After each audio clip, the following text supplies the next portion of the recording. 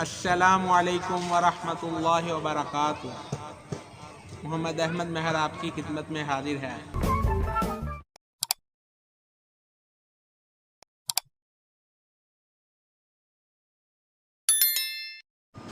السلام علیکم ورحمۃ اللہ وبرکاتہ۔ تیسرا مشیر: روح سلطانی رہے باقی تو پھر کیا اضطراب ہے، مگر کیا اس یہودی کی شرارت کا جواب؟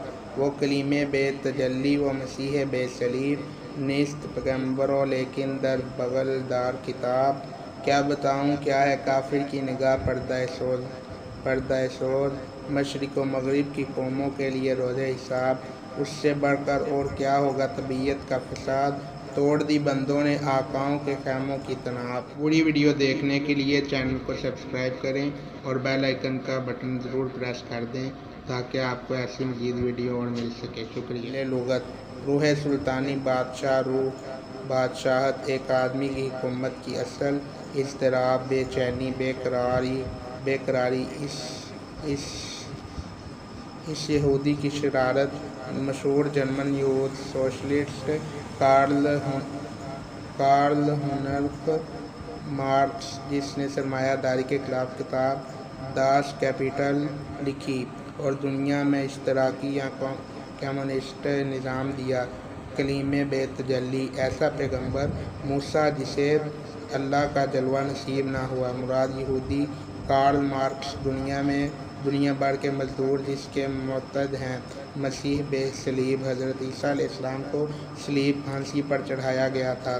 مراد کارل مارکس جسے صلیب پر تو نہیں لٹکایا گیا لیکن اس کی زندگی حضرت عیسیٰ کی مانند تنگی میں گزری۔ نیست تو پیغمبر ہو لیکن در بغل دار کتاب۔ ترجمہ: کارل مارکس پیغمبر تو نہیں ہے لیکن پیغمبروں کی طرح اس کے بغل میں، یعنی اس کے پاس بھی کتاب داس کیپیٹل، لیکن یہ غیر الہامی ہے۔ نگاہ پردہ سوز، ایسی نگاہ جو چھپی چیزوں کو بھی پوری طرح دیکھ لے، رازوں کو جان لے۔ پردہ جلانے والی، روز حساب، قیامت کا دن، حساب کا دن، بندوں غلامی آقا، قیامت کا دن، حساب کا دن، بندوں غلامی آقا، مالک حکمران، آقاؤں مالکوں، توڑ دی خیموں کی تناب، خیموں کی رسی۔ مراد آقاؤں کی آقائی ختم کر کے خود آقا بن گئے۔ تشریح: پہلے مشیر سے جمہوری نظام کی وضاحت سن کر شیطان کی حکومت کا ایک اور رکن کہتا ہے کہ اگر جمہوری نظام شاہی نظام سے برتر اور چنگیز کی بربریت سے زیادہ سیاہ ہے تو ہمیں کوئی پریشانی نہیں۔ اصل خطرہ تو اس یہودی سے ہے جسے کارل مارکس کہتے ہیں۔ یہودی کارل مارکس نے دنیا کو اشتراکی یا کمیونسٹ نظام دے کر ہمارے خلاف جو شرارت کی ہے، اس کا مطلب اس کا تمہارے پاس کیا جواب ہے؟ اس کا توڑ کیسے ہوگا؟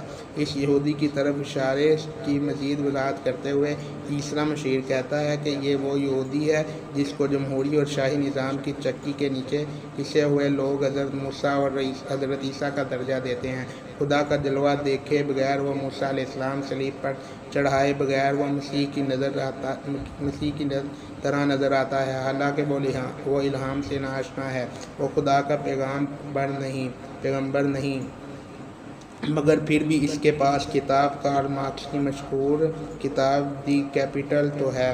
جس طرح حضرت موسیٰ علیہ السلام نے بنی اسرائیل کو فرعون کے ظلم سے بچایا تھا اور حضرت عیسیٰ علیہ السلام نے غریبوں اور بے کسوں کو سینے سے لگایا تھا، اسی طرح یہ یہودی بھی اپنے دیے گئے اشتراکی نظام کے ذریعے غریبوں، مزدوروں، کسانوں اور بے بسوں کو شاہی اور جمہوری نظام کے فرعونوں اور غارت گروں کے ظالمانہ ہاتھوں سے بچا کر خود ان کو حکمران بننے کا طریقہ بتاتا ہے۔ فرق صرف یہ ہے کہ حضرت موسیٰ علیہ السلام خدا کی تجلی اور نور کا مشاہدہ کر کے اس سے باتیں کرتے تھے، لیکن یہ یہودی خدا کا منکر ہے۔ حضرت عیسیٰ علیہ السلام کی طرح یہ بھی غریبوں کو سر بلند کرنے کا طریقہ بتاتا ہے، لیکن یہ سولی پر نہیں چڑھایا گیا کیونکہ وہ پیغمبر نہیں تھا۔ ایک تیسرا اور واضح فرق یہ ہے کہ حضرت موسیٰ علیہ السلام اور حضرت عیسیٰ علیہ السلام پر تو اس لیے آسمانی کتابیں تورات اور انجیل اتری ہیں کہ وہ پیغمبر خدا تھے، لیکن یہ یہودی پیغمبر تو نہیں ہے لیکن تورات اور انجیل کی طرح ایک کتاب ضرور رکھتا ہے، لیکن یہ غیر الہامی ہے۔ ایک جس کا نام سرمایہ ہے اور جسے یورپ کے مزدور ایک جس کا نام سرمایہ ہے اور جسے یورپ کے مزدور اور کسان طبقے میں مذہبی کتابوں کی طرح کی عزت دی جاتی ہے، اگرچہ یہ بندے کی تصنیف ہے۔ یہودی کی نگاہ نے ملوکیت اور جمہوریت پر پڑے ہوئے پردوں کو جلا کر اس کے پیچھے ان نظاموں کی اصل خرابیوں کو دیکھ کر خود اپنی طرف سے ایک نیا نظام حیات دیا، جس کی بنا پر مشرق اور مغرب کی قوموں کے پسے ہوئے اور ستائے ہوئے فاقہ کش غریب مزدور اور کسان اپنے حقوق حاصل کرنے کے لیے اس طرح جاگ اٹھے ہیں جیسے قیامت کے روز مردے جاگ اٹھیں گے۔ اب ان میں زندہ رہنے کے لیے ظالموں سے نپٹنے کا شعور پیدا ہو گیا ہے۔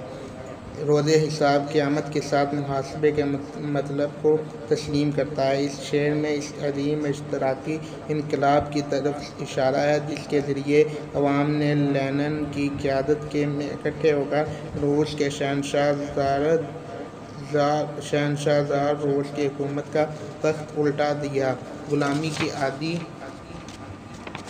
غلامی کے عادی عوام نے اپنے آقاؤں کے خلاف بغاوت کر کے ان کے قصر اور محلات سب کچھ تباہ برباد کر دیا اور حکمرانوں کو قتل کر کے بڑے بڑے جاگیرداروں اور وڈیروں کی زمینیں چھین لی تھیں۔ کارخانوں کے مالکوں کو کارخانوں سے بے دخل کر کے ان پر اپنا قبضہ حاصل کر لیا تھا اور سارے ذرائع معیشت کو مزدوروں اور کسانوں کی بنائی ہوئی حکومت کے قبضے میں کر دیا تھا۔